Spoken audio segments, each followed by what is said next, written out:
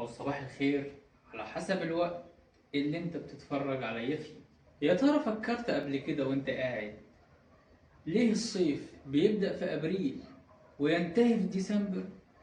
وليه وأنت قاعد في أوضة مقفولة ومعاك مروحة وفي سقف فوق دماغك بتحس إن أنت قاعد في فرن؟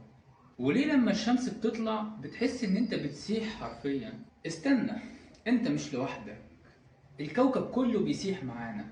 بس الفرق بيننا وبين الكوكب ان احنا بنشرب ميه بتبردنا، انما الكوكب الميه بتسخن معاه. بص يا سيدي، الموضوع بدأ من اكتر من قرن لما درجة الحرارة زادت درجة ونص. هتقول لي يعني هي درجة ونص مش مستاهلة يعني، دي حتى ما بتعملش فرق في الترمومتر بتاع المطبخ. بس تعالى هنا، درجة حرارة جسمك لو زادت درجة ونص في ثانية هتلاقي نفسك في المستشفى والدكتور بيقول لك الحق انت عندك فيروس. طيب الكوكب لما درجة حرارته تعلى درجة ونص بيبقى داخل مثلا على أزمة صحية كونية.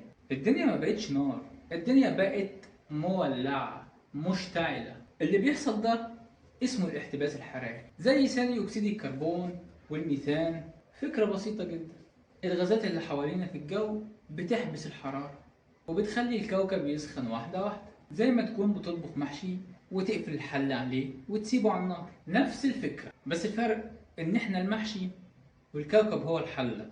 والغازات دي مش بتطلع من مصنع واحد يا محترم، لا، دي خارجة من كل حتة. عربيتك اللي بتمشي بيها 3 متر عشان تروح المعصرة اللي جنبك تشرب عصير، الطيارة اللي سافرت بيها تروح المصيف عشان تهرب من الحر اللي احنا فيه. أماكن كتير بدأت تحس بالسخونية اللي ملهاش تفسير. أفريقيا، الخليج، أمريكا اللي بتتحرق، الهند وغيره. مش بس كده، درجات الحرارة دي ممكن تسبب كوارث زي جفاف أنهار، ذوبان جليد، فيضانات مفاجئة، هروب جماعي، انخفاض منسوب البحر، واختفاء جزر بالكامل. تخيل كده تبقى مولود على جزيرة تصحى الصبح ما تلاقيهاش. وطبعا المصانع اللي شغالة 24 ساعة، يا أخي ده حتى البقر. تخيل كده إن البقرة كل مرة تعمل فيها بتطلع غاز الميثان كأنها بتشارك في حفلة شواء عالمية. الأبحاث بتقول إن لو درجة الحرارة فضلت تزيد والدنيا تسخن كده مدن كاملة هتبقى غير صالحة للعيش. تخيل كده القاهرة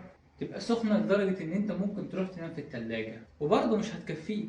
الاحتباس الحراري مش بيسخن الجو بس، ده بيبوظ دماغ الطقس. يعني إيه يبوظ دماغ الطقس؟ يعني يوم حر جدا، بعدها يوم مطر، بعدها بيوم رياح وعواصف، وبعدين شتاء وسحب، وبعدين تراب، وبعدين فيضانات. الجو بقى عامل زي مزاجك في القهوة لما تشربها وانت متوتر، ما بيبقاش مظبوط خالص. الناس بقت محتارة تلبس ايه، تلبس جاكيت ولا تيشيرت.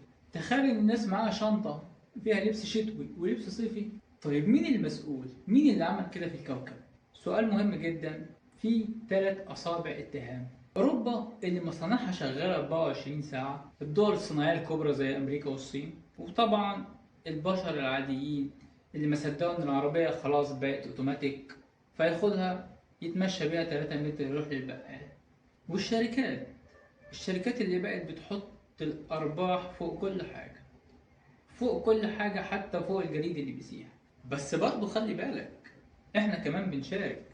كل بلاستيك بنستخدمه، كل حاجة بنشتريها وهي ملهاش عندنا لازمة، كل مرة بنسيب النور مفتوح واحنا مش موجودين في الأوضة، كل دي حاجات بتولع في الكوكب. طيب حد هيسألني يقول لي نعمل ايه؟ طبعا في حلول، بس محتاجة مننا شوية مجهود. يعني مثلا نركب عجل بدل العربيات في المشاوير القريبة، نستخدم المواصلات العامة أكتر ونسيب العربية، نحاول نشتري أقل ونستهلك أقل، نفكر قبل ما نطلب دليفري في حاجة احنا ممكن نتمشى لها. والأهم من ده كله إن احنا نثقف نفسنا ونتعلم ازاي نعيش أذكى. انت عارف، لو فضلنا ساكتين سنة 2100 هتبقى حقيقي ما نقدرش نستحملها. متكلمش عني طبعا. ناس هتهرب من بيوتها، حروب على المية، مجاعات، اقتصاد بيقع، طبعا فيروسات جديدة هتظهر وأمراض بالكوم، وناس بتنام في الشارع. بس بتنام في الشارع مش عشان هي فقيرة، لا، عشان بيوتها غرقت. تخيل نفسك كده وانت بتقرا التاريخ وتقول لنفسك ايه ده، هو كان في انهار وكان في جليد؟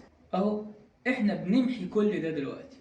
كل مرة نرمي فيها زبالة في الشارع، كل مرة سيبنا التكييف شغال في البيت ونزلنا، كل مرة طلبنا حاجة ملهاش لازمة عندنا، وطبعا كل مرة قعدنا نضحك على حد كان بيقول إن الأرض بتسخن.